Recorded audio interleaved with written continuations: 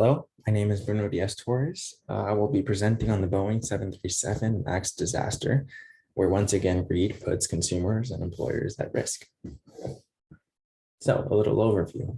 I'll first go over the timeline and context, followed by the ethical dilemma itself, and then the conclusion. So on December 10th, 2010, Airbus announces its new aircraft family, the A320neo. Followed by that, Boeing, pressured by its biggest competitor, announces the 737 MAX family, August 2011.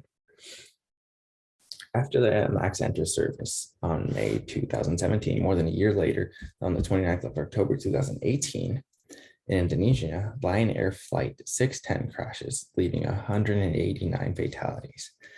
And less than a year later, on March 10th, 2019, Ethiopian Airlines Flight 302 crashes, leaving 157 fatalities.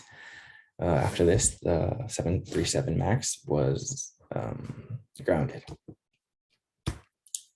So all the data from the crashes points towards a MCAS malfunction. The MCAS is the Maneuvering Characteristic Augmentation System. What this did was because of the change in aerodynamics, because of a bigger engine, the nose under certain flight conditions would start drifting upwards until the MCAS was incorporated to adjust this. However, the MCAS has had its issues. And in 2012, reports say that the flight simulation had a catastrophic ending due to an MCAS malfunction. So what's the ethical dilemma here? Boeing, despite signs of malfunction, chooses not only to ignore the MCAS malfunctions, but removes traces of it from the flight crew operations manual. Not only this, but the capital to train pilots was going to be greater if it was included. So that's why they left it out. Here we see an email sent from Boeing employees where they acknowledge the MCAS and they intentionally not put it in the manual. And this is evidence, of course. And more emails like this are in the were contributed by the Associated Press staff. So who are the stakeholders? We have the U.S. Federal Aviation Association, the FAA, who have been trying to delegate more certification work of smaller parts of the aircraft to the aircraft manufacturers themselves. And here we can find some conflict of interest, of course, within the company. We have Boeing, whose goal is to reduce cost and increase profit. And finally, we have passengers and pilots, who are the main users of the aircraft. They are looking for efficient and affordable travel.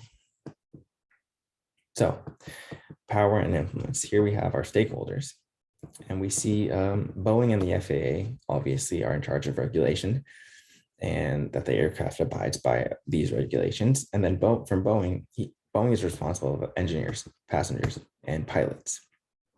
However, not only that, but the FAA is also responsible for passenger safety. Engineers and competent pilots are responsible for the passenger safety.